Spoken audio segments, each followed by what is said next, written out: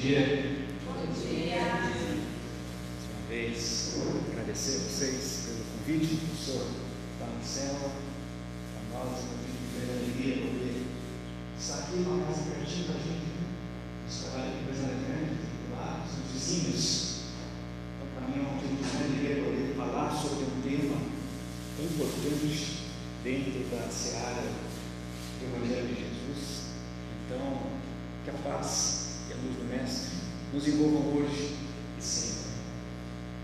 Meus irmãos, o tema do diálogo fraterno é muito amplo. É um tema que traz para nós sempre uma série de dúvidas, uma série de responsabilidades, que o tarefeiro comprometido com o trabalho vai buscar se inteirar, se desenvolver. Então essa é a nossa proposta de hoje aqui, falar um pouco sobre o tema do atendimento fraterno, trazer técnica, trazer metodologia, não para criar algo desnecessário dentro de uma tarefa que envolve, na verdade, amor, mas para desenvolver o tarefeiro, trazer do tarefeiro uma nova perspectiva do trabalho. Às vezes a gente, por estar há vários anos trabalhando, acaba perdendo. Então nós vamos falar hoje sobre esse tema tão importante dentro da casa espírita. Então, pessoal, a gente vai ir até às 10 horas, pela programação nós vamos até às 10 horas. Às 10 horas, mais ou menos, a gente faz uma paradinha para fazer um lanchinho, um intervalinho, e aí a gente volta até meio-dia, tá? A gente sempre sugere uma bibliografia para tratar o tema. Então, essa conversa de hoje, nossa aqui, ela está baseada nesses dois livros, que a gente recomenda que o tarefeiro do diálogo fraterno conheça. Então, a gente fez um compêndio, fez uma compilação desses assuntos, junto com a experiência que a gente faz lá da nossa casa, Joana de Ângeles, e a gente montou, na verdade, um mini seminário em cima desses dois livros: Diálogo Fraterno, Ética e Técnica, do Marlon Reikdal, e o livro do projeto Manuel Filomeno de Miranda, chamado Atendimento Fraterno. Então, tudo que a gente vai falar aqui hoje está aqui nesses livros, e um pouquinho da nossa experiência lá do Joana de Ângeles, tá bom? Para começar, a gente precisa entender sobre o conceito de atendimento fraterno pelo diálogo. Então, só vou colocar a lupinha aqui para me ajudar. Então, gente, o que é o atendimento fraterno pelo diálogo? É o serviço preliminar de amparo a todos que criam um tipo de desarmonia ou visitam o centro espírita pela primeira vez. Nós vamos desenvolver esse conceito dentro dessa perspectiva, principalmente serviço preliminar de amparo, que vai proporcionar a oportunidade da pessoa expor as dificuldades dela, colocar os seus pensamentos, os seus sentimentos de uma maneira tranquila, dentro de uma sala reservada, Às vezes, dependendo da estrutura da casa, é possível até colocar uma dupla de atendentes fraternos, se é possível isso dentro de uma quantidade de tarefeiros dentro da casa espírita, é ideal, Recentemente a gente conseguiu, lá na nossa casa, colocar o atendimento fraterno em dupla, então sempre duas pessoas, não conversando, porque o atendimento é um diálogo entre duas pessoas, mas é sempre um revezamento. Então nunca atendem dois, sempre um atendendo, o outro assistindo, para ter a conversa com o assistido.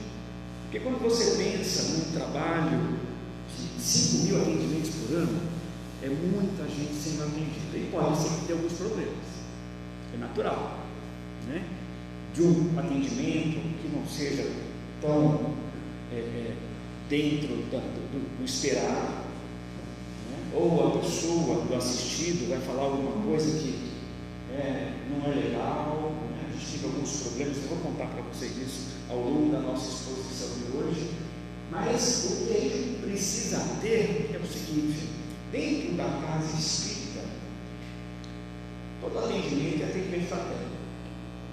Desde o momento que a pessoa chega na recepção, ela tem que ser acolhida, não tem problema. Tem que ter um acolhimento. E se ela não for bem acolhida na recepção, ela não volta. É um atendimento fraterno? Sim. Então, a partir do momento que a pessoa entra na casa, ela já está sendo atendida fraternamente. Atendimento mediúnico, não é atendimento fraterno? Claro que é. Claro que é.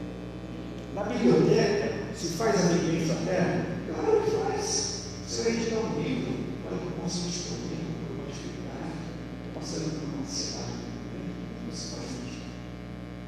Então é um atendimento fraterno. Mas nós vamos falar hoje especificamente de uma tarefa determinada: atendimento fraterno pelo diálogo. Então a gente já não está falando da recepção, não está falando da biblioteca, não está falando do trabalho mediúnico, que está delimitando a nossa área de atuação. Nós estamos falando daquele atendimento que é feito na salinha, tete a tete, com a pessoa, com o assistido. A pessoa vem trazer os seus pensamentos, as suas dificuldades, os seus sentimentos, as suas aflições, naquele momento. Aí eu já queria conversar com vocês o seguinte, queria saber a opinião de vocês no seguinte sentido: para trabalhar nessa tarefa de atendimento fraterno pelo diálogo, é suficiente ter boa vontade? Sim. O que vocês acham? Sim? Não? Será que isso basta? Ter boa vontade? Olha, eu tenho muito boa vontade, então eu vou trabalhar na tarefa do atendimento fraterno pelo diálogo. É assim? Talvez não. Talvez não. Vamos lembrar daquela passagem do Evangelho de João, no último capítulo. O Evangelho de João, capítulo 21, a partir do versículo 15. João conta que depois da crucificação, o mestre retornou. Era a terceira aparição do mestre, depois da crucificação. E os apóstolos estão piscando. E essa passagem é similar àquela passagem da pesca maravilhosa, quando Jesus reúne a Pedro, vou te tornar pescador de homens. Então ela se repete, depois da crucificação, capítulo 21 do Evangelho de João. Jesus está na praia, mas ele não é identificado, ele não se identifica. E os apóstolos veem ele lá para Pedro se joga na água, né? E vem nadando até Jesus. Só que Jesus não fala que é Jesus. E ele fala: olha, joga a rede do outro lado. Eles estavam pescando a madrugada inteira e não tinham pescado nada. E Jesus fala: joga a rede do lado direito. Ele joga a rede e pesca 153 peixes. Aí Jesus os traz para a praia, enquanto caminhava ali, para comer o peixe e o pão. Olha só, na última ceia, Jesus reuniu os apóstolos no local fechado, reunião popular, e agora a cena se repete. Eles comem o peixe, comem o pão na praia. E aí vem aquele diálogo com Pedro: Pedro, tu me amas? Você já sabe o que aconteceu, ele pergunta 3 vezes: Pedro, tu me amas? Mestre, Simão, filho de Jonas, tu me amas? Mestre, tu sabes que eu te amo. Apacenta as minhas ovelhas. Jesus repete isso por 3 vezes: Pedro, tu me amas? Parou, mestre. Aí Pedro, a 3ª vez, ele fica meio receoso: você que não está acreditando no que eu estou falando? Sim, mestre, eu amo. Apacenta as minhas ovelhas. Nesse sentido, se a gente for parar para pensar nessa passagem, o mestre indaga Simão Pedro sobre o que é necessário para manifestar o amor a ele. O que é necessário? Só amor. Para manifestar que nós amamos Jesus. O que é necessário? Só o amor. Tu me amas? Se tu me amas, faz o quê? Apacenta as minhas ovelhas. Assim, aí ele fala assim: se tu me amas, vai fazer um curso, vai fazer um treinamento de uma semana de evangelho e volta. Ele fala isso. Se tu me amas, ama assim as minhas ovelhas. Só que amar envolve também uma necessidade do trabalhador se desenvolver. Vamos pensar o seguinte: a gente vai fazer uma reunião aqui para a gente cozinhar um banquete. Fazer um banquete para várias pessoas. Só que nenhum de nós é cozinheiro. Imagina isso. Vamos fazer um banquete aqui. Né? Vai sair comida? Ninguém é cozinheiro. Vai sair, vai dar boa comida, mas todo mundo tinha boa vontade. Vai sair boa comida? Talvez não. Mas todo mundo tinha boa vontade. Não é? Outro exemplo. Imagine que você quer fazer, você precisa fazer uma cirurgia importante. Vamos falar, uma cirurgia no coração. Uma cirurgia no coração. Você tem 3 médicos, você vai escolher. O primeiro médico tem boa vontade, mas nenhum conhecimento. O segundo médico não tem boa vontade, mas tem conhecimento. O terceiro médico tem boa vontade e tem conhecimento. Eu não vou perguntar porque eu sei a resposta. Que médico você escolhe? O terceiro. Mas entre o primeiro e o segundo, que é o que tem a sua boa vontade, e o segundo, que não tem boa vontade, mas tem conhecimento, quem você escolhe? Você vai fazer uma cirurgia no coração. Basta a boa vontade? Às vezes. Então, para a gente acolher um coração que, às vezes, não comenta daquela aflição que está vivendo, nem com os parentes. Você, atendente fraterno, pode ser que seja a primeira pessoa que tome conhecimento daquela problemática que a pessoa está vivendo, para saber há quanto tempo. Precisa estar preparado? Muito preparado. Amor, veja, como Jesus falou, amor é o requisito primordial, inquestionável, porque do amor decorre tudo. Então, por amor eu vou me desenvolver para melhor atender com qualidade, né? Acolher aquele coração. Emmanuel tem uma passagem que ele fala assim: a inteligência sozinha no deserto é como uma placa que indica a direção. O peregrino no deserto vê a placa, sabe a direção, mas morre de sede no caminho. O sentimento, a bondade, o amor sozinhos são como o poço de água no deserto.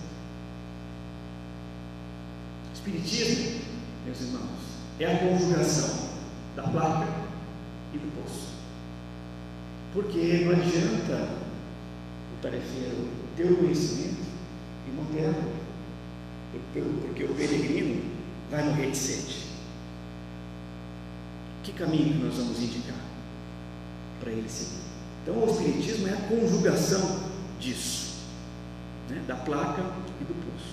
A inteligência, ou seja, desenvolvimento, com o amor, com a bondade que Jesus traz. Daí a importância de vocês estarem aqui hoje, domingo de manhã, se desenvolvendo, trazendo, buscando novos conhecimentos para aprimorar a tarefa do atendimento fraterno, né?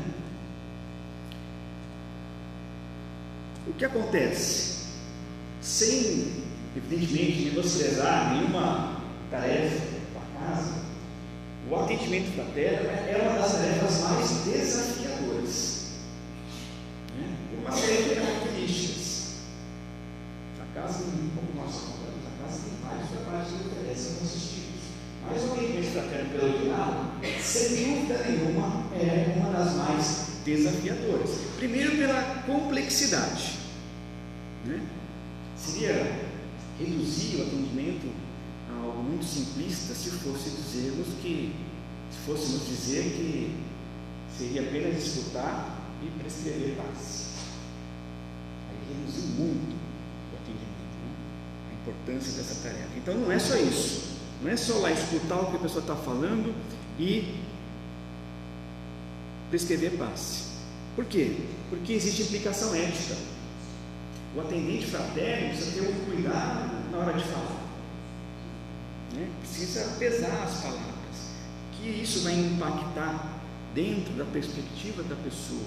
Eu quero dizer o seguinte: a gente tem que tomar cuidado, porque a gente não sabe como a pessoa vai receber aquilo que nós estamos falando. Porque se a gente vai falar algo que nós temos uma visão de mundo, de vida, e aquela pessoa que está sendo atendida não tem aquela mesma visão, ela vai receber de maneira diferente. Você tem que ter um cuidado extremo para sempre levar a salinha do atendimento fraterno à doutrina espírita. Aí não tem como errar. A gente vai falar de conteúdos subjetivos dentro da sala. Eu vou falar o que eu quero dentro da minha perspectiva de vida, de acordo com a minha experiência. Então, se eu sou um jovem de 30 anos, eu tenho uma experiência de vida. Se eu sou uma pessoa que tem 70, eu tenho outra experiência de vida. Então, se ambos levarem os seus conteúdos particulares para a sala, vai complicar, porque cada um vai ter uma visão. O jovem vai ter a sua visão de vida, talvez ainda inexperiente, e o experiente vai dar outra visão. Então vai ser atendimento totalmente diferente, né? Então tem essa implicação que a gente tem que ter esse cuidado. Outra complexidade é que a gente não quer dizer, não quero assustar ninguém, tá, gente? Não quero passar ninguém com ninguém para trazer para aquele saber. Nossa Senhora, não é. É só um cuidado que a gente tem que ter, né? Porque, por exemplo, se a gente vai fazer uma palestra, se a gente vai dar uma aula, é diferente. Você vai dar uma aula na escola de aprendiz do Evangelho. Legal. Qual que é o tema? Reencarnação. Opa, legal. Vou estudar esse tema, vou me preparar sobre esse tema, e na aula, na palestra, eu vou falar sobre aquilo, exclusivamente. É ou não é? Então eu vou me preparar para falar sobre um tema específico. Agora, no atendimento fraterno é assim que acontece. Quando o assistido chega para ser atendido, você sabe qual é o tema da conversa? Sabe ou não? É uma surpresa. Sempre é uma surpresa. Pode ser luto, pode ser problema financeiro, pode ser problema de saúde, pode ser um problema conjugal, né? Pode ser uma dúvida sobre doutrina espírita. Olha, eu queria saber o que a doutrina espírita entende sobre o que está acontecendo na minha vida. Então, o atendente fraterno ele tem que estar preparado minimamente para transitar entre os vários temas. Não se preocupem. Por que eu digo que não precisa ficar assustado? Porque está tudo no Evangelho. Tudo. Evangelho segundo o Espiritismo. Então, se o atendente tem conhecimento do Evangelho segundo o Espiritismo, básico, ele vai conseguir transitar entre qualquer tema. Causa das aflições. Capítulo 5, bem-aventurados os aflitos. É ou não é? Você vai, né, poder buscar o que você vai falar, puxar um fio de meada da conversa dentro do Evangelho. O atendimento é isso. A gente levar a boa nova através da doutrina espírita para o assistido. Mas o tema não tem jeito, é sempre uma surpresa. É sempre uma surpresa. Outra. A diversidade de abordagem. Além de termos vários temas dentro da sala, um tema inesperado, uma surpresa, um mesmo tema pode ter perspectivas, abordagens diferentes. Então, por exemplo, problema conjugal. Né? Problema conjugal. Se a gente falou que esse é o tema doutrinário da conversa. Mas esse tema pode ser o seguinte: a pessoa pode estar procurando entender sobre o que a doutrina espírita ensina sobre a dissolução do casamento. Será que você aceita a dissolução do casamento? Você pode ter a pessoa que já se separou e está querendo buscar um conforto. Pode ser que ele está atendendo uma pessoa que está pensando em se separar. Olha só, 3 abordagens para o mesmo tema doutrinário. Né? Então é uma complexidade. E a necessidade de a gente estar na conversa. Eu digo isso porque eu quero dizer que a gente tem que estar presente na conversa, a gente tem que estar no atendimento fraterno pensando no atendimento fraterno. Eu não posso estar no atendimento fraterno pensando no que fazer nesse ponto. Aquele problema, isso é difícil. Porque o atendimento fraterno você tem que cuidar para colocar a sua própria dor no bolso, para poder atender. Então é uma tarefa complexa e muito importante. Por último, vários encaminhamentos aplicáveis. O atendente fraterno precisa ter ciência de todas as terapêuticas que a casa oferece. Aqui a nossa casa oferece passes, nossa casa oferece tratamento de desobsessão, né? Nossa casa oferece palestra pública, nossa casa oferece livros. Que tratamento, que terapêutica o atendente fraterno vai indicar para aquele caso? Depende. Então, ou seja, mais uma complexidade que vai depender do caso. Então dá para fechar uma forma, olha, atendimento fraterno, você segue um script fechado e vai ser tudo assim. Não dá. Depende do que vai acontecer, depende do que a pessoa busca, né? Depende disso. Uma vez eu estava atendendo uma pessoa e nessa perspectiva de falar, a gente precisa entender que a pessoa que vem precisa saber o que a casa oferece, as terapêuticas que a casa oferece e também o que a casa não oferece. Essa vez eu estava atendendo uma pessoa e aí ela passou por um problema, né? Eu sabia que a casa ajuda, né, a gente com um problema, então eu vim aqui para ver se vocês podem me ajudar. Pois não, né? A gente pode sim, a gente vai fazer uma jornada aqui juntos para ajudar através do Evangelho, através das palestras, através do conhecimento que a gente vai adquirir e você vai conseguir superar. Então, não, é isso que eu estou procurando. Ela falou assim: vocês não fazem nada para mim? Não, eu vim aqui porque você resolveu seu problema. Não, era isso. E a gente não resolve o problema de ninguém. A pessoa é responsável por adquirir o entendimento, entender a situação do casamento e buscar uma própria solução. A gente aqui não resolve o problema de ninguém. Ah, quer dizer então que vocês não fazem nenhum tipo de trabalho? Nem pagando?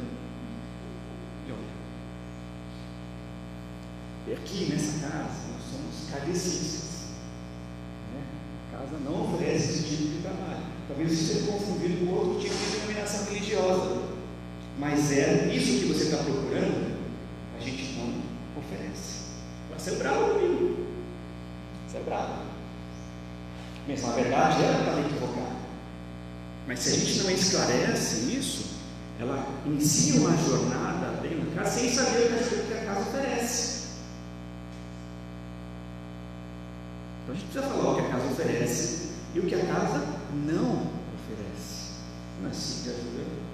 Pode ser que você compre outro lugar, mas a gente tem esse tipo de trabalho de assistência. Legal? Então, vamos lá? O que o assistido pode procurar dentro da casa espírita? Né? O que a pessoa que vem para a casa espírita, às vezes pela primeira vez, né?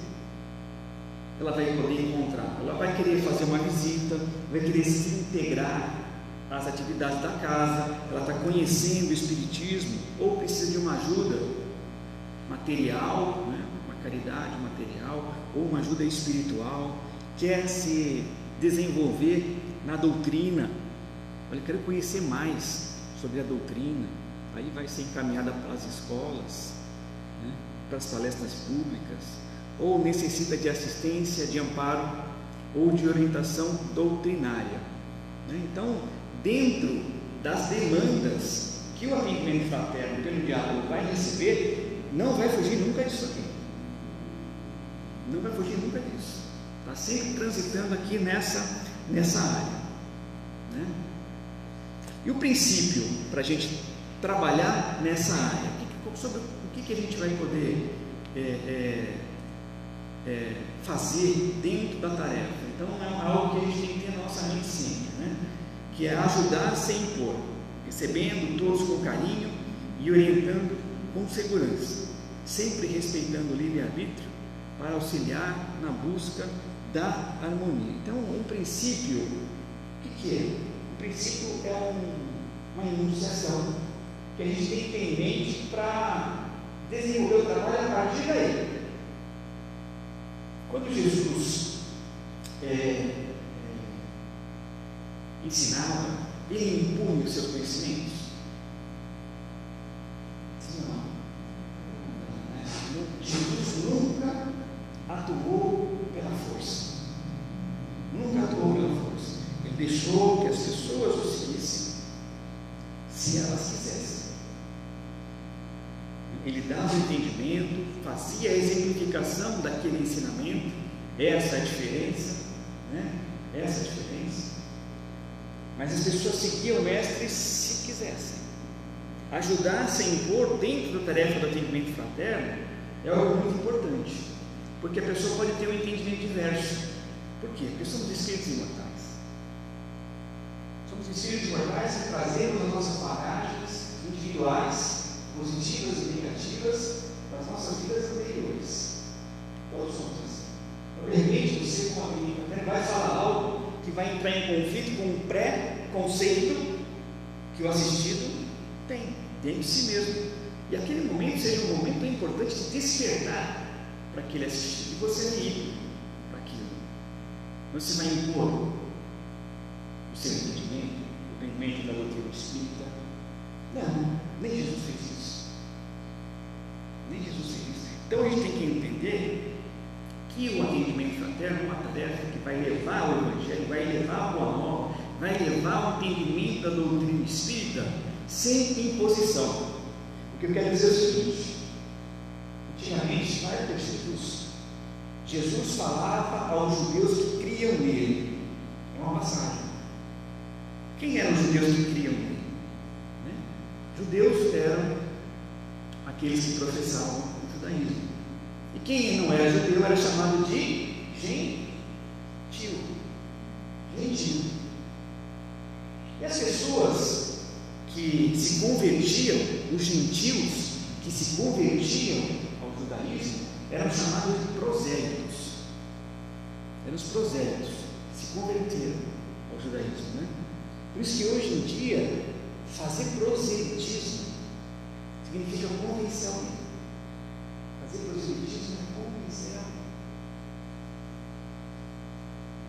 Então, no atendimento fraterno, a gente não está fazendo proselitismo para a doutrina espírita. A gente não está querendo convencer ninguém da doutrina. Então, a gente precisa impor. Nossa tarefa não é de convencimento, nossa tarefa é de transformação. É diferente, não é? Se você vai convencer, você vai querer usar N argumentos para falar para a pessoa que você tem a opinião correta. Então, a minha opinião é correta, você siga. Mas atendimento fraterno pelo diálogo é transformação.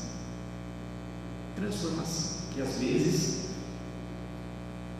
eu posso dizer, na maioria das vezes, a transformação não acontece com uma conversa de 15, 20 minutos. Não é? Não. Somos espíritos imortais trazendo as nossas bagagens atávicas, aquelas que nós trazemos das nossas vidas anteriores, do nosso passado remoto. Numa conversa de 15 minutos a gente vai conseguir fazer essa transformação? Não me parece que isso seja possível. Alguns casos sim, dependendo do que a pessoa está buscando.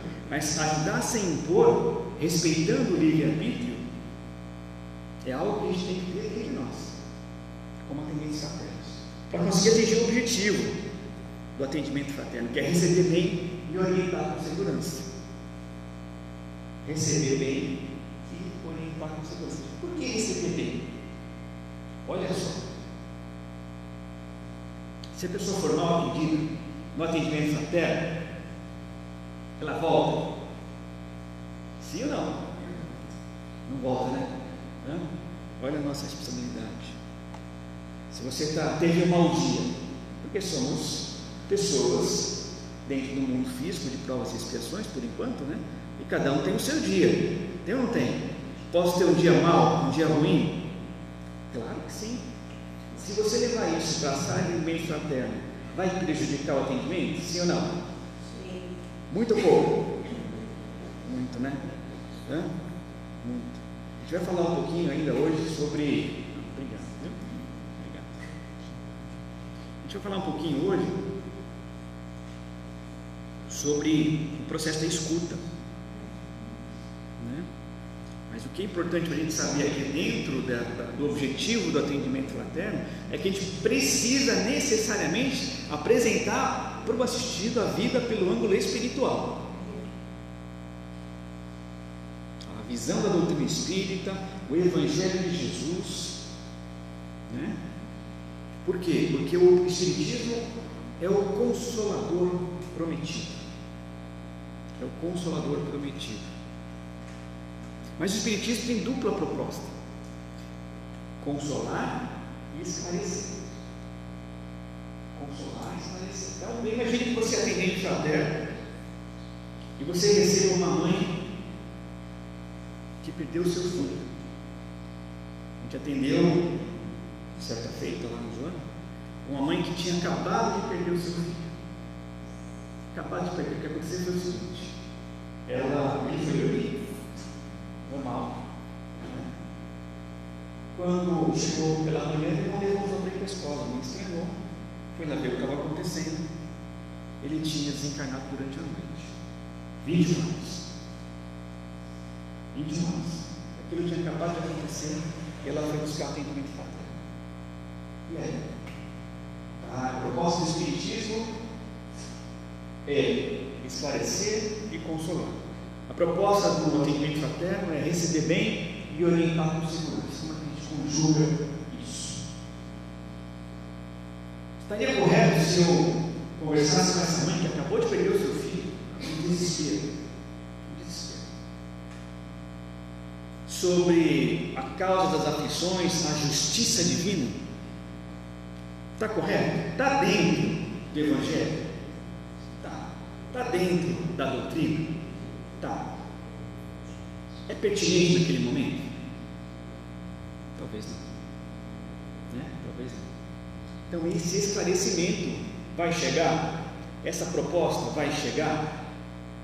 Eu gosto do Haroldo Dutra Dias, né? Ele fala: o Espiritismo não é o esclarecedor prometido. O Espiritismo é o consolador prometido. Então, às vezes, existe que essa dupla proposta do Espiritismo, esclarecer e consolar, não necessariamente vão acontecer na mesma oportunidade. Muitas vezes, primeiro esclarecer e consolar, para no segundo momento esclarecer. Se eu despejar um caminhão de Espiritismo no colo daquela mãe, naquele dia, está correto? Olha, junção das aflições, tudo tem, né, um motivo, você deve ter feito alguma coisa errada. Faz sentido isso? Ela vai sair melhor ou pior? Pior. Então, o primeiro eu consolo, depois a gente faz uma jornada de esclarecimento, quando ela já é mais calma, né? O tempo já vai passar um pouco, ela estiver entendendo, isso vai depender também do nível de conhecimento que ela tem na doutrina espírita, porque a dor é igual para todo mundo, tá? A dor é igual para o evangélico, a dor é igual para o budista, a dor é igual para o católico, a dor é igual para o espírita.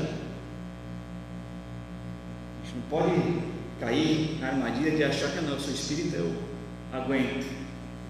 Não é?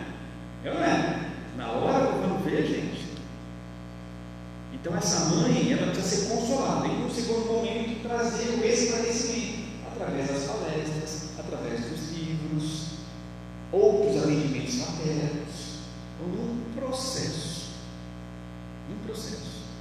né? Então recebendo bem e orientar com segurança, apresentando a vida pelo ângulo espiritual. Chico Xavier, ele atendia até 4 horas da manhã. Vocês nem sabem que ele começava às 2 horas da tarde, fazendo a psicografia.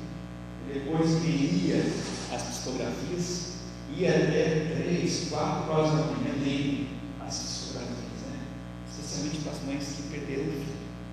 E nesse dia tinha uma mãe que estava numa fila, né, aguardando ser atendida, e Chico Xavier tinha atendido umas 150 mães. Perderam os filhos. Aí chega a vez dessa mãe. A mãe olha para o Chico e começa a chorar. Sim, Chico, perdi meu filho. Perdi meu filho. O Chico já tem 150 mães. Na mesma situação. O Chico começa a chorar. E a mãe chora assim. E aí ele abraça aquela mãe. 15 minutos aí com ela, sem falar nada. Sem falar nada. Chorando. Aí a mãe se acalma, naquele momento, se recompõe, diz assim para o Chico: Chico, eu nunca recebi muito conforto. Ele não falou uma palavra. Ele estava no presente, apenas presente. Para aquela pessoa, né, colocar o seu sentimento.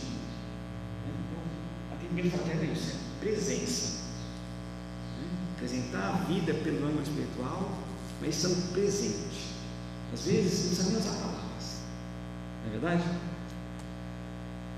Emmanuel, no livro Estude Vida, ele tem uma passagem, uma página do livro que ele fala assim: o serviço de atendimento fraterno pelo diálogo, se bem executado, as possibilidades que se apresentam guardam uma estreita relação com a essência de ser da casa espírita, na medida em que propicia condições para a criatura conhecer-se melhor e, com isso, caminhar com maior segurança e harmonia rumo à sua reforma. Então, o atendimento fraterno precisa ter em mente que ele é um instrumento, como nós já dissemos, um instrumento de transformação, porque essa transformação que vai gerar uma reforma interior do assistido, que vai ajudar no processo, primeiro, de entendimento da mazela, da problemática, né? E depois de solução, talvez ou não, ou de aceitação da situação, não sabemos o caso, não é verdade? Então a gente tem um processo aqui que a gente vai falar daqui a pouco, que é ajudar o assistido dentro dessa perspectiva de transformar-se. Lembra daquela passagem que Jesus fala sobre uma casa edificada sobre a rocha? Lembra? Fala: olha, se a casa estiver edificada sobre a rocha, pode vir a onda, pode vir o vento, né? A casa pode até balançar, mas ela não vai cair, porque ela está assentada em bases sólidas. O que é você assentar a sua casa numa base sólida? Assentar a casa na base sólida é trazer essa perspectiva de reforma. Então a atendimento fraterno precisa estar ciente de passar para o assistido uma perspectiva de que o Espiritismo não vai resolver a situação, não vai resolver um passo de mágica e vai resolver o problema. Olha, você vem aqui, assiste 3 conversas, que o problema vai acabar. É isso? Hã? Não, está resolvido o seu problema. É só você começar a trabalhar atendimento fraterno aqui na frente. Está resolvido o seu problema? Atendimento fraterno tem problema, sim ou não? Tem. Hã? É isso? Basta você fazer isso? Não. Né? A casa edificada sobre a rocha traz uma perspectiva de transformação interior. Eu vou modificar condutas, eu vou modificar comportamentos que vão edificar essa casa, vão edificar em mim a fortaleza moral. Edificar a fortaleza moral significa que nós vamos crescer crescer de dentro para fora. O que vai acontecer com o problema se eu cresço de dentro para fora? O problema diminui. Olha só, o problema diminui de tamanho. Ele está lá? Está. Mas a importância do novo aquilo é diferente a partir da perspectiva inicial. Eu sou um espírito mortal. Olha só.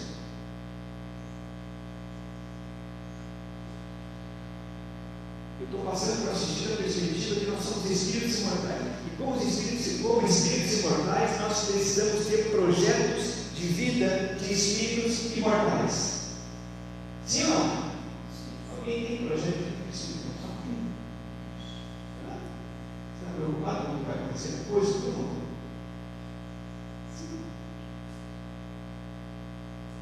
Essa perspectiva a gente tem que passar para o assistir. Olha, o Haroldo Dutra fala, né? A dor tem hora certa para acabar.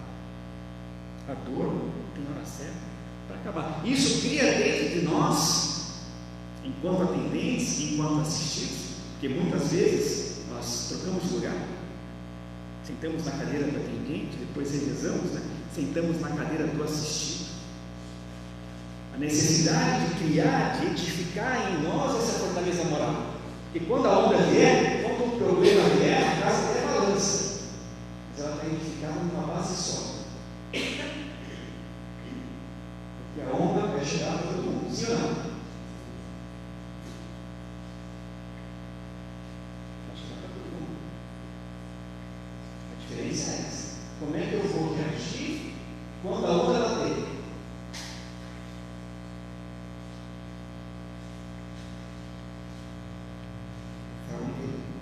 Transformação que eu vou adquirir com aquele problema, com aquela dificuldade, com aquela mazela, vai me transformar.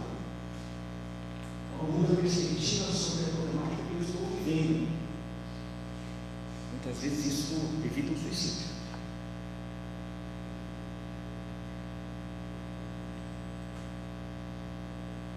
Evita o suicídio. A pessoa chega na sala do movimento fraterno, desesperada, sem perspectiva de futuro, ensimesmada naquele problema que parece não ter solução, por N razões. A gente não vai aqui diminuir a situação de maneira nenhuma. Então ela está envolvida naquele problema, imersa naquele problema que parece para ela não tem solução. E você traz uma nova perspectiva. Ele do suicídio. Aqui, condições para a criatura conhecer-se melhor. Daí essa importância da nossa atividade. A gente falou que é atendimento fraterno, a gente falou o princípio do atendimento fraterno, a gente deu um conceito, a gente falou sobre o objetivo do atendimento fraterno. Mas é preciso que a gente diga também o que o atendimento fraterno pelo diálogo não é. Não é. Lembra que a gente falou da casa, que a casa oferece, a casa não oferece? Aqui na perspectiva agora do atendente fraterno, do trabalhador. Para a gente tomar cuidado. Não é simples bate-papo. Não é um simples bate-papo. Não é, por exemplo, uma conversa de corredor. É diferente. É diferente. É lógico que você pode fazer um atendimento, entre aspas, em qualquer lugar. Alguém que vai chegar para você com um problema, vai contar uma dificuldade, e você vai fazendo um esclarecimento ali, naquela situação. Mas atendimento fraterno é aquele que é feito na salinha, como nós falamos. Por quê? Porque você vai prestar atenção na conversa, vamos falar sobre isso daqui a pouco, na metodologia. Você vai ouvir com atenção, vai ver a reação da pessoa. Esse é o atendimento fraterno. Envolve muito mais do que uma troca de opiniões. Troca de opinião é bate-papo. Atendimento fraterno não é simples conversa. Por isso que a gente orienta, o Marlon orienta, que o atendimento fraterno seja realizado num local específico, tranquilo, que propicia ao assistido se abrir. né? Aquilo tem um motivo. Por que a sala tem que ser fechadinha? Fechadinha entre aspas, né? Para propiciar ao assistido uma psicosfera propícia para que ele se abra, para que ele converse e para que ele entenda o que você está falando, né? Então, atendimento não é simples conversa. Atendimento também não é isso daí. O que sabe o que é isso aí? Quem? Confessionário. Olha lá. Atendimento não é confessionário? Não é. Por quê?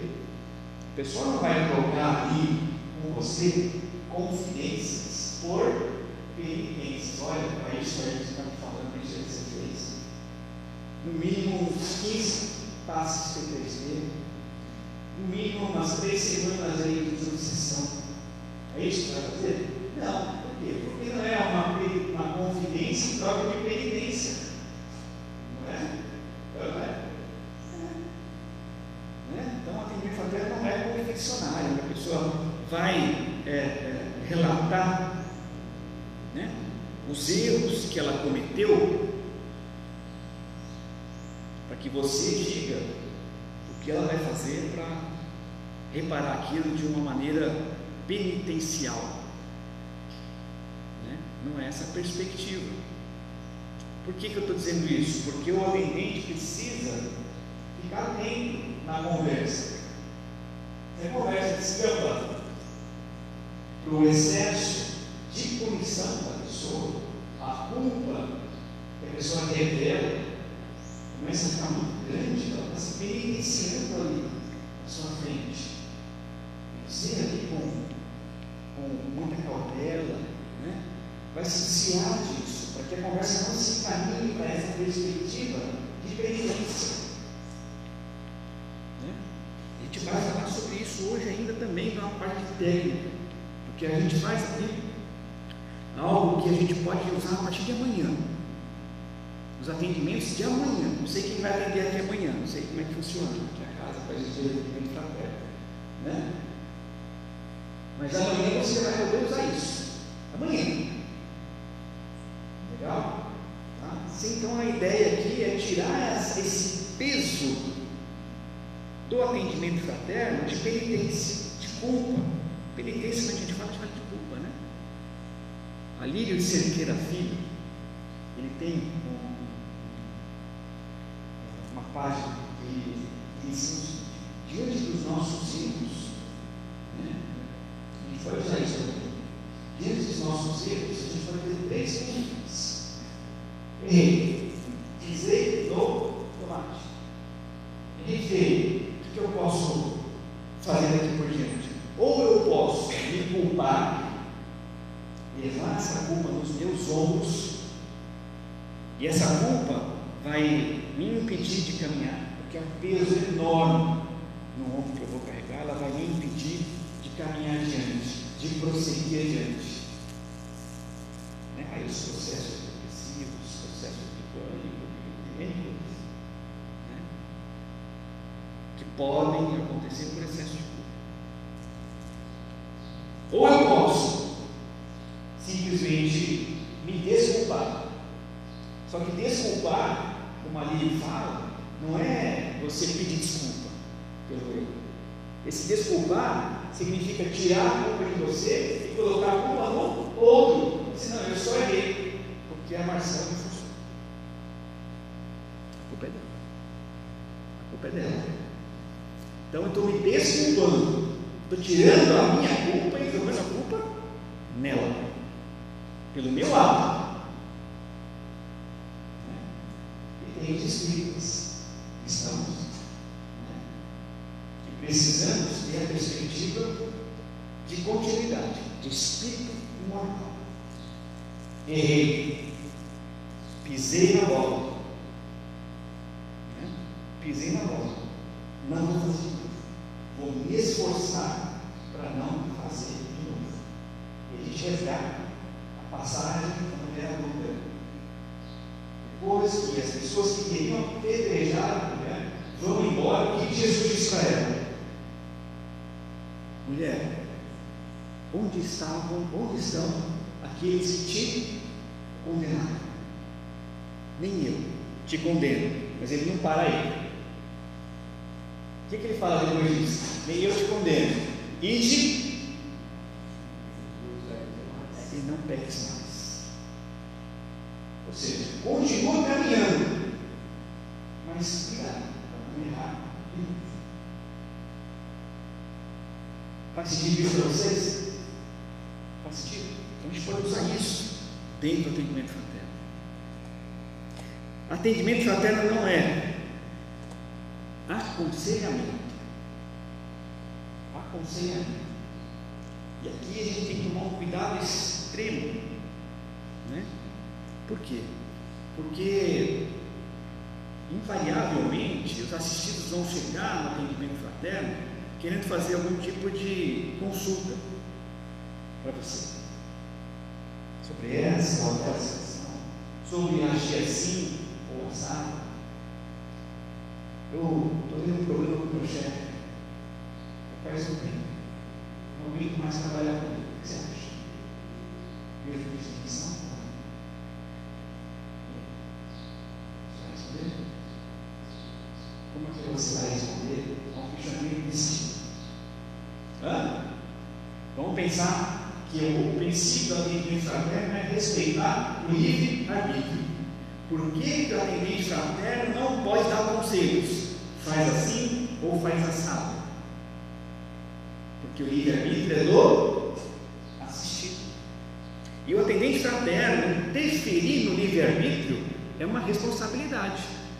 É ou não é? Olha, separa. Essa é a história do seu marido. Você está me contando aí. Eu não me mais. Eu separo. Já pensou que você não vem fazer isso? O que você acha? E o assistido ele vem sem má fé. Ele vai querer saber de você. Separa ou não separa? O que você acha? Então você tem que ter esse cuidado. E não, pode falar. Caso da pessoa que está assim, péssima missão, não sei se serve lá, mas eu levaria a prece, com sinceridade, com coisa assim, não sei se serve isso, só alguém está dando, no caso de uma pessoa essa dúvida, né, de pedir remissão ou não, é orientar para a prece, né? Essa orientação não tem nenhuma, porque a serenidade que a pessoa vai buscar, a tranquilidade que ela vai adquirir, vai ajudar no processo decisório mais tranquilo. Ela vai decidir de cabeça fria, sabendo que a decisão é dela. O importante na perspectiva do atendimento fraterno é saber que a decisão não é dele. A decisão tem que ser do assistido. Então a orientação que está dando é perfeita, né? De vir à casa, de comparecer às palestras, fazer os passos, né? Para encontrar a serenidade, encontrar a tranquilidade, para ter uma decisão mais tranquila, de cabeça fria.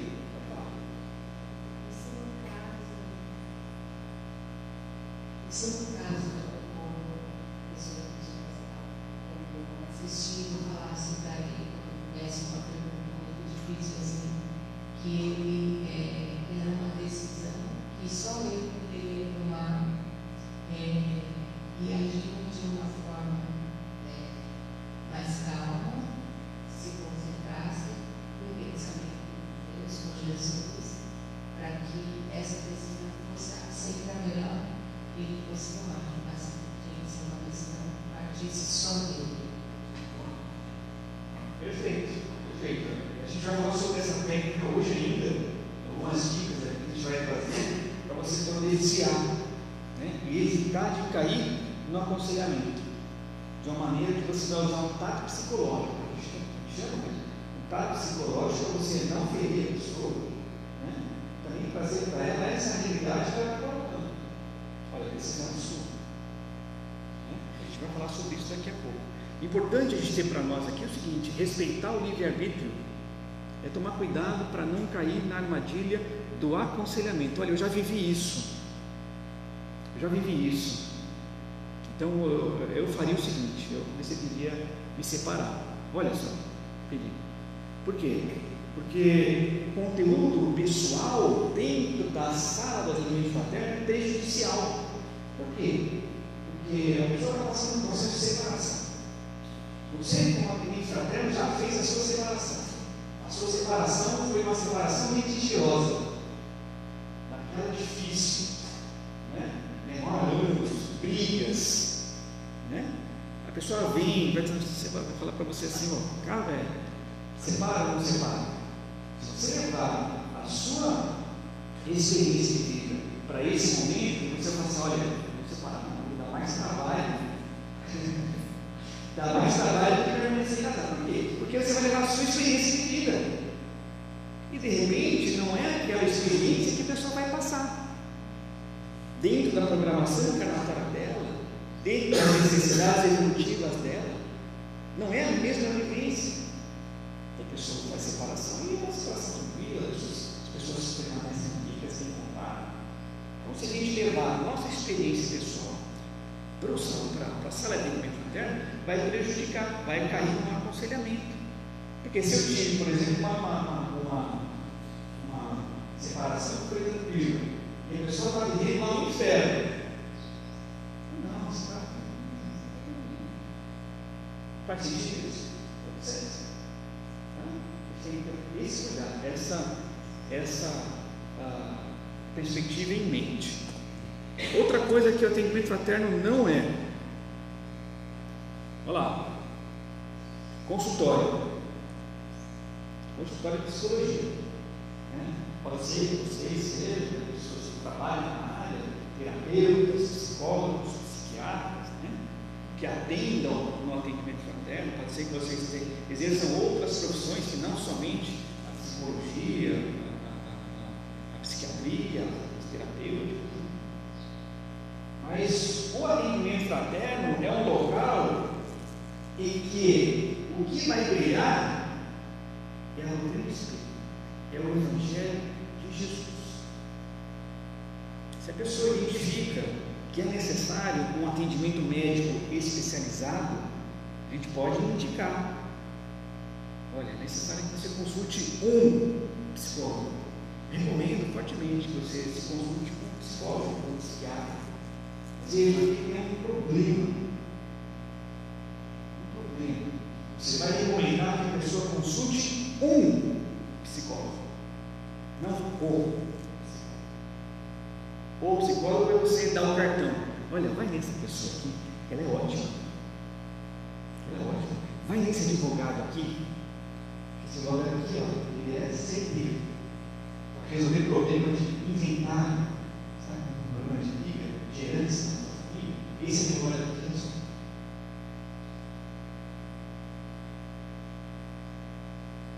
A gente vai indicar o processo. Olha, é ideal que você consulte um psicólogo, mas não o profissional, porque isso gera um problema para casa. Gera um problema para casa. A gente já viu o problema de alguém indicar a pessoa do profissional e eu assisti depois não gostar do trabalho e ir para casa. Pode ser muito caro, mas ele não é bom. Não gostei. Quero ir de volta. Mas para você indicar. Então a gente vai indicar, gente, a terapêutica, não o terapeuta. Legal? Tranquilo? Então na sala de atendimento fraterno a gente vai fazer um atendimento evangélico, não médico. Legal? Aqui eu quero propor para vocês uma atividade agora, antes do nosso intervalo, que é a seguinte, ó.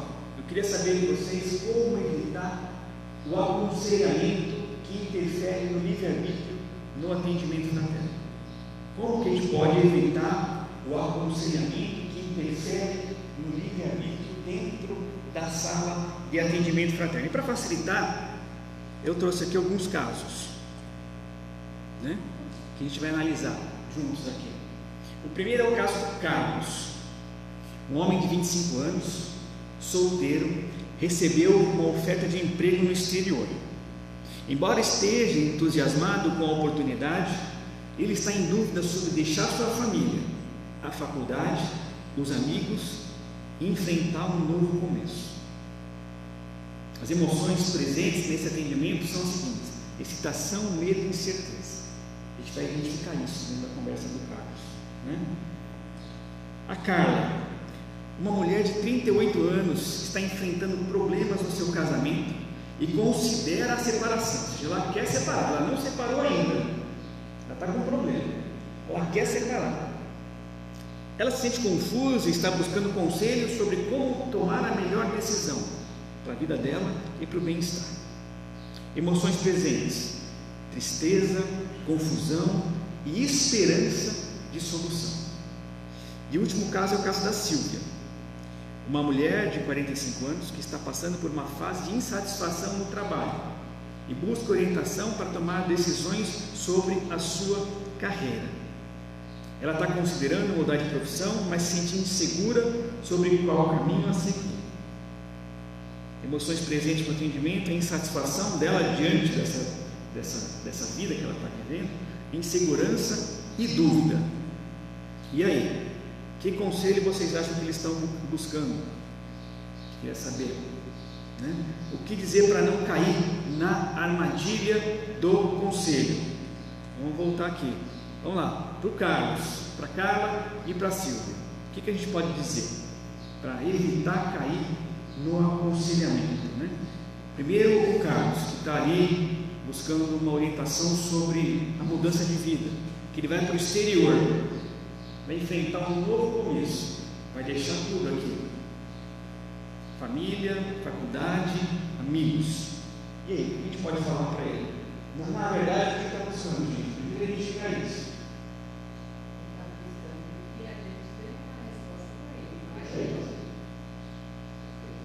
O que ele quer saber? Se ele emprego no exterior. Se ele não, quem falou? Quem falou? Se ele deve ou não deve. É isso que ele quer saber. É ou não é? Ele fala isso especificamente? Não. Está na entrelinha. Como falei para vocês, o assistido não acha de má fé, porque é um auxílio. Mas está na entrelinha que ele busca saber se ele deve ir ou não deve ir. E você vai responder: olha, vai, larga, porque aqui a situação está feia. Se fosse você, eu ia embora amanhã. Não é? Você está feia a situação aqui no Brasil, meu Deus do céu, não dá para aguentar mais. Pode ir embora. Nem volta. Não é? Nossa, não tem jeito. Você está pensando que tem dúvida. Você vai falar isso? Ainda que você entenda isso, ainda que o seu entendimento seja esse, o seu sonho de vida é morar no exterior. Mas eu estou louco para sair do Brasil. Seu sonho de vida, seu sonho de consumo é morar fora. Olha, eu quero morar nos Estados Unidos. Quero ir embora. Você está fazendo tudo, está estudando inglês, está fazendo lá aplicações para você poder entrar num emprego lá nos Estados Unidos, porque você quer ir embora. Você quer ir embora.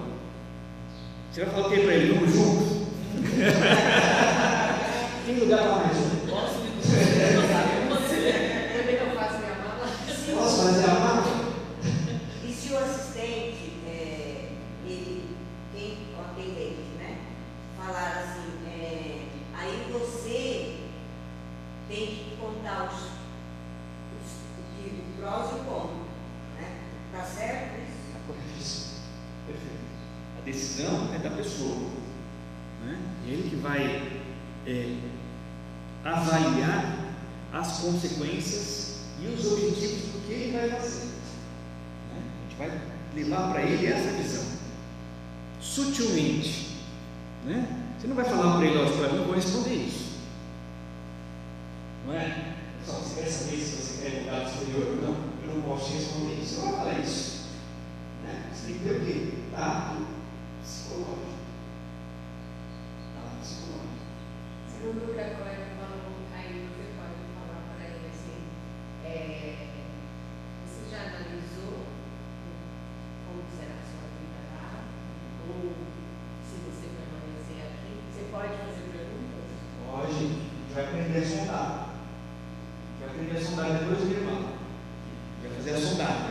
Pode falar. Não sei se é algo similar, né? Mas geralmente a pessoa ela já rodou a decisão.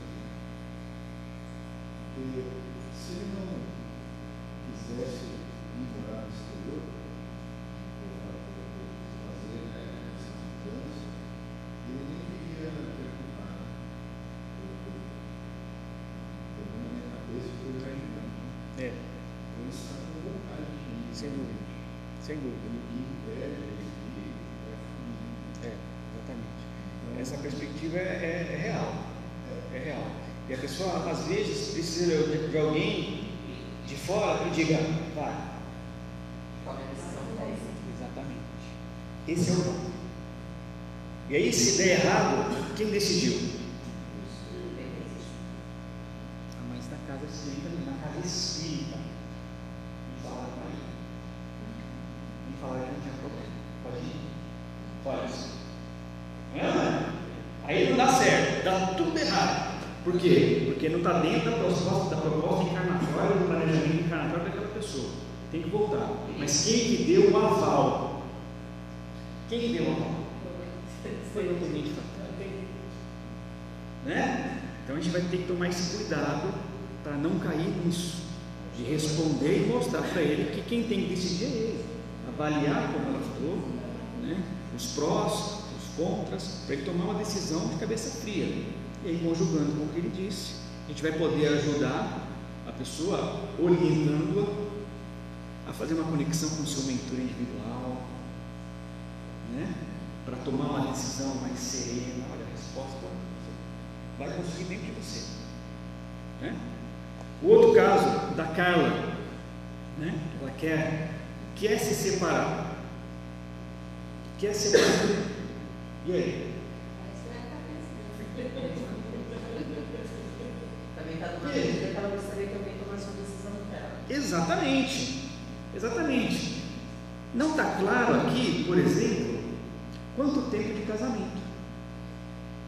A Carla, uma mulher de 38 anos, está enfrentando problemas no seu casamento e considera a separação, mas não disse se o casamento correu há 6 meses atrás. Não disse se ela está casada há 15 anos. Não disse. Você não vai responder a pergunta. Mas essas informações são primordiais. A gente vai fazer a sondagem daqui a pouco. A Silvia, 49 anos, 45 anos, insatisfação no trabalho. A mesma coisa, né? Quando começou a insatisfação? Eu tive uma briga com meu chefe semana passada. Até hoje eu não superei. Olha, eu estou há 10 anos brigando com meu chefe todo dia. É isso aí, Fernando? É muito diferente. Mas nos dois casos, evitar o aconselhamento é a nossa providência. Lógico, o encaminhamento que a gente vai dar pode ser distinto, né? Outro caso, a pessoa vem e relata a ideia suicida. Ideação suicida. É muito comum. Infelizmente, isso é uma previsão, inclusive, dos benfeitores espirituais, no livro Obras Póstumas, né? Na mensagem intitulada Regeneração da Humanidade, que haverá um momento em que a loucura e o suicídio atingirão níveis alarmantes. E loucura era a nomenclatura para as doenças, para os transtornos mentais da época. Tudo era loucura. Hoje tem depressão, pânico, ansiedade. Mas está tudo dentro dessa perspectiva da nomenclatura lá de 1869. Né? Isso atingiria níveis alarmantes. Inclusive hoje, com suicídios de crianças. Muito comum. A pessoa vem com ideação suicida. A gente vai ter que fazer a sondagem. Não é por quê? Porque essa pessoa pode ter só tido um pensamento que veio na sua cabeça e logo foi embora. Certo? Essa pessoa já pode ter tido, por exemplo, chegado a planejar como ele fazer. Ou essa pessoa pode ter tentado 3 vezes. É diferente ou não? É diferente ou não? Totalmente diferente. O encaminhamento que você vai dar é diferente, né? Então aqui a Silvia está querendo buscar aqui uma mudança no trabalho.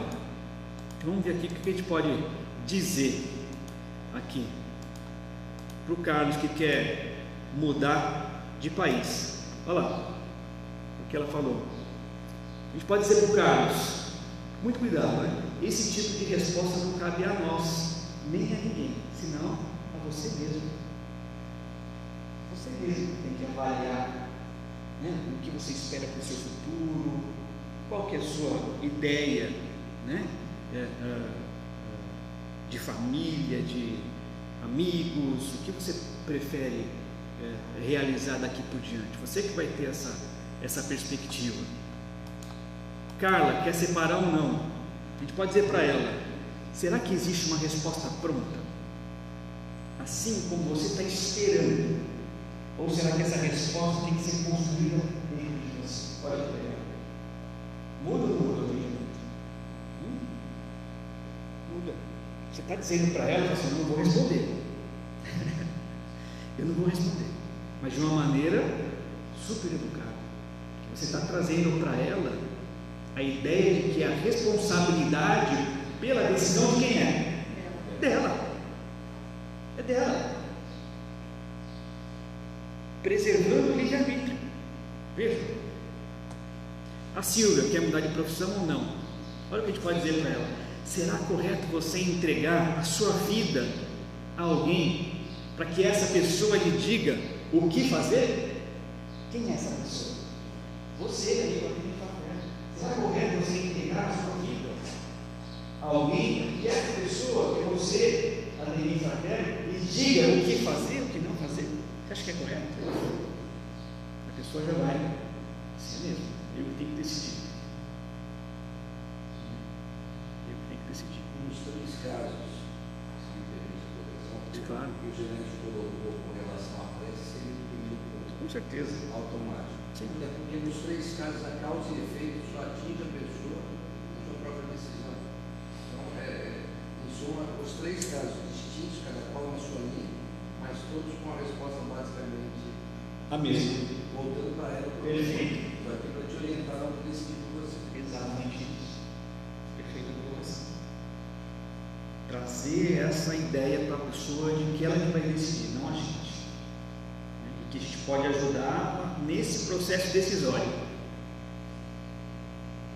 Trazendo tranquilidade, trazendo serenidade. Vai falar. A pessoa que está aí procurando a resposta, mesmo que seja uma resposta assim, bem educada, ela não sai andando frustrada, às vezes, porque ela fala assim: não achei. Às vezes ela não está no grau de entendimento ainda. Não era isso que eu queria ouvir. Não era isso que eu queria ouvir, e às vezes sai frustrada ali. Dúvida. Uma mulher que ela entendi, né? E não conseguiu fazer o trabalho que ela esperava na casa, saiu frustrada. Mas o atendimento fraterno tem essa responsabilidade. Mostrar que a casa não dá e esse processo de esclarecimento, né? E trazendo para a pessoa a realidade da decisão dentro dela. Entendeu? Com certeza a pessoa vai ficar frustrada. Se ela queria, se ela achar, ela vai fazer uma consulta espiritual. Muitas pessoas acabam por essa visão, né? Que o atendimento fraterno é consulta espiritual. Mas eu tenho um espírito te falando, ele deveria fazer, eu vou fazer. Porque muitas pessoas confundem o espiritismo com outra religião. Né? Ou seja, vai existir a frustração? Sim, com certeza. Mas é nossa responsabilidade trazer essa realidade para as pessoas. Né? Esclarecer. Assim, é uma coisa, não está nesse caso aí, mas eu acho que também é um certo direito. Porque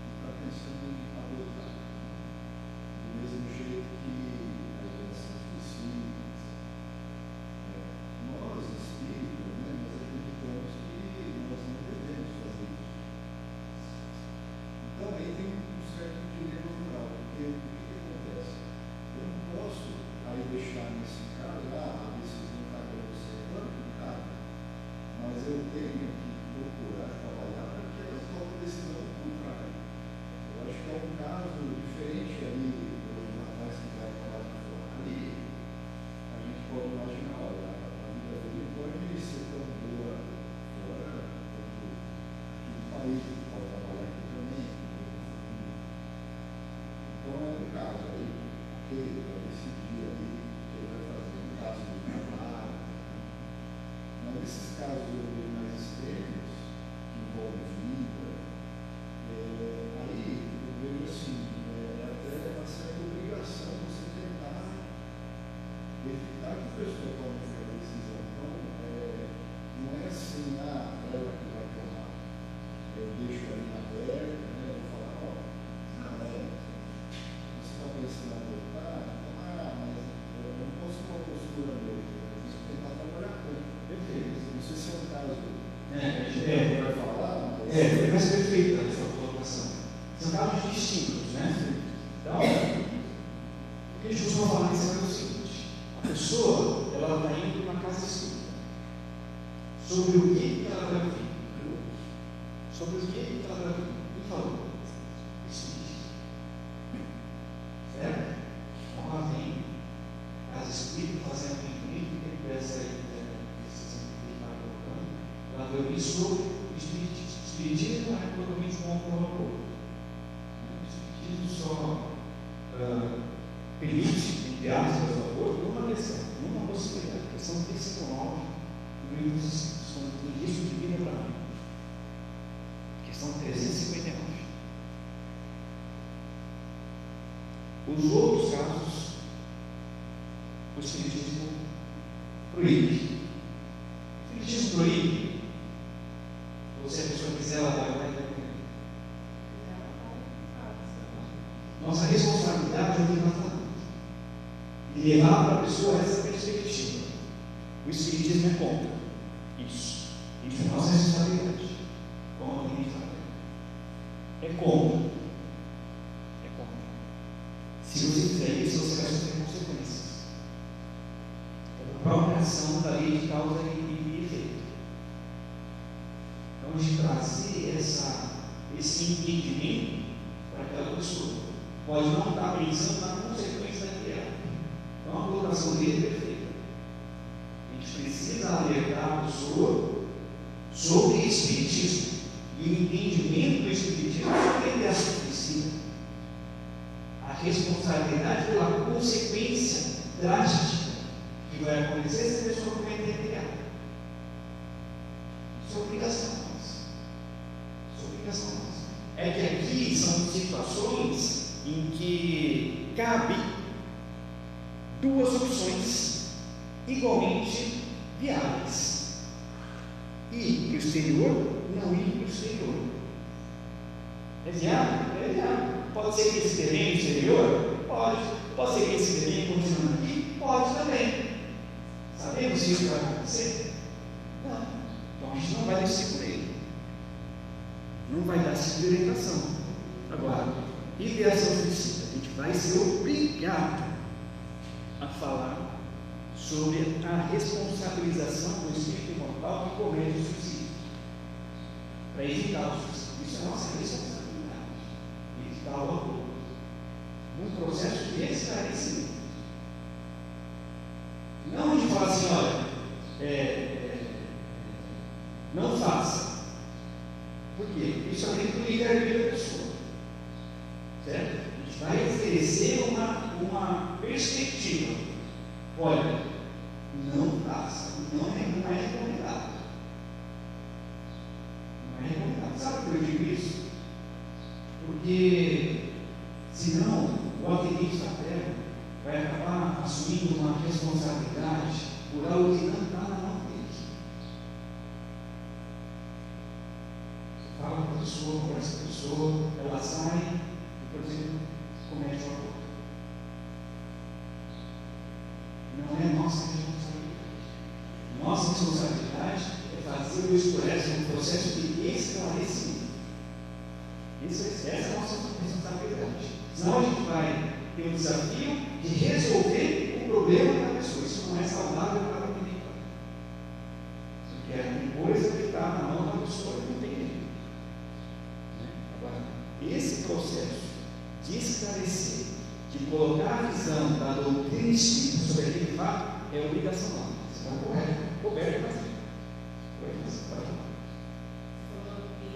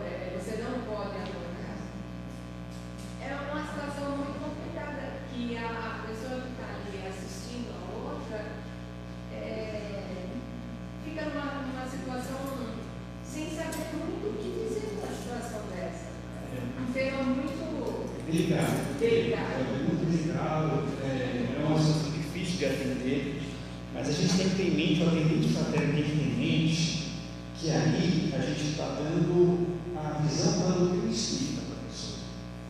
Não é a visão pessoal, a visão da doutrina espírita. Então a doutrina espírita ela não abre possibilidades outras, independente da situação.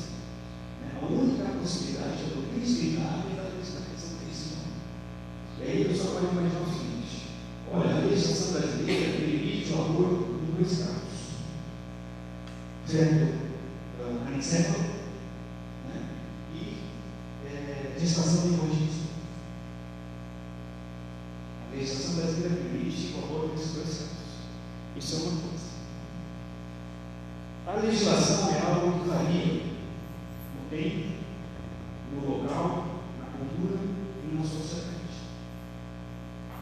Depende, por exemplo, do entendimento do tribunal. Essas 2 possibilidades são previstas no tribunal, no STF.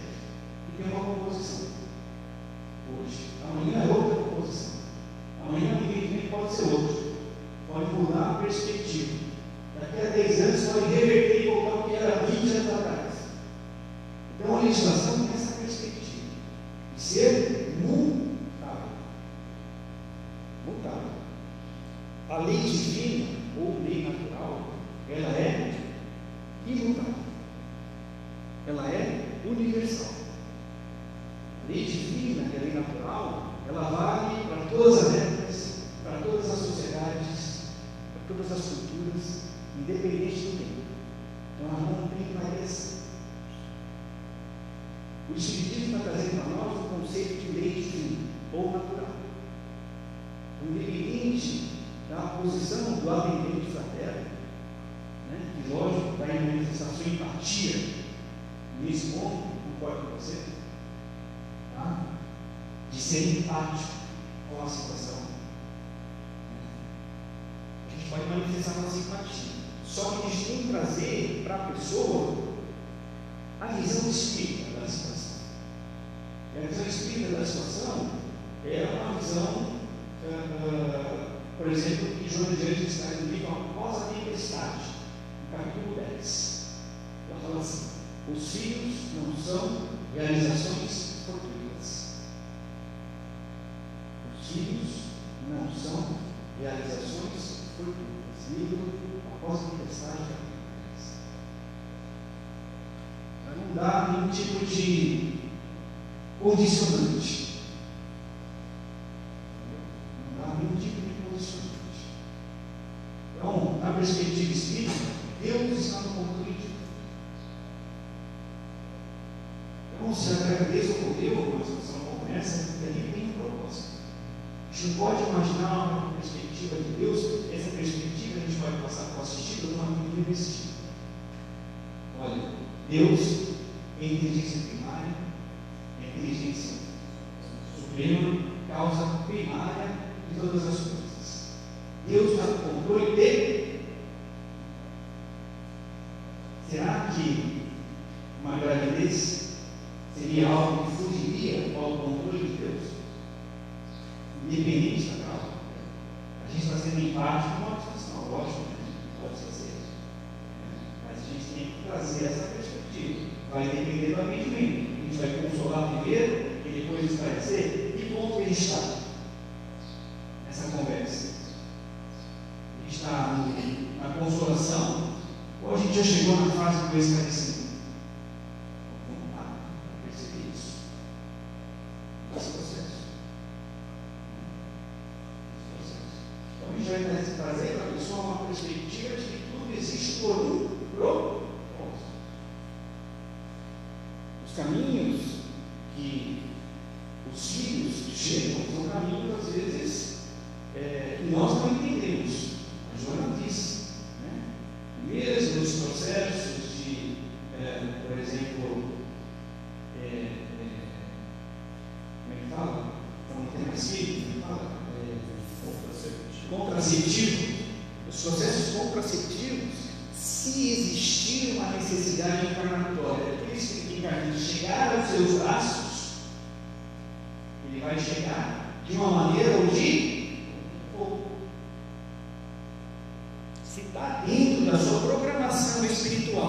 receber aquele espírito encarnante, ele vai chegar nos seus braços, de uma maneira ou de outra, porque os filhos não são realizações fortuitas.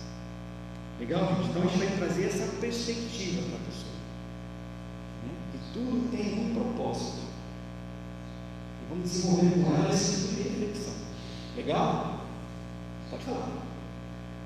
Gostaria de fazer uma pergunta provocativa.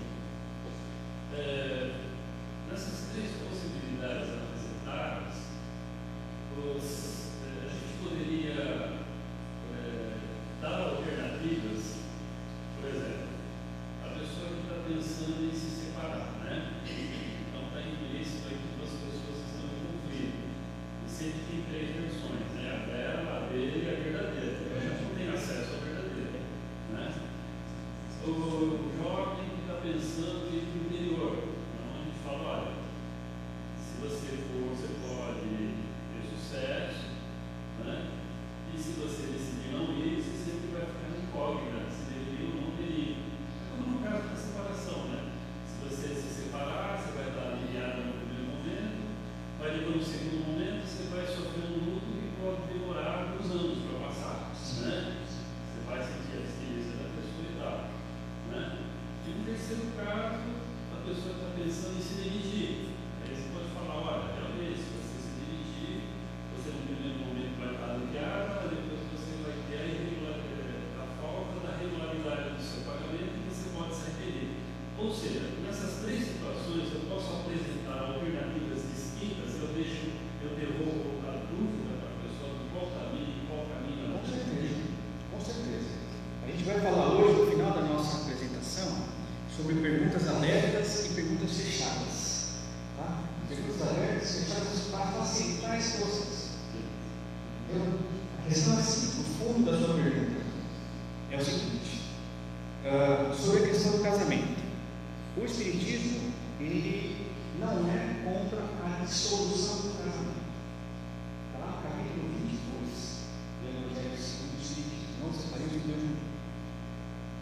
O Espiritismo não é contra a dissolução de casamento, mas é diferente de incentivar. Percebe? É diferente se eu vou incentivar isso. Aí já é uma outra perspectiva, né? Então tem que tomar cuidado para não cair nessa questão. Está com dúvida, mas eu vou incentivar. Incentivar é interferir no livre-arbítrio. Então é uma linha tênue que a gente vai transitar. Legal? Tá bom? Vamos parar um pouquinho, gente? Parar um pouquinho e a gente volta daqui a pouquinho. Combinado? Beleza.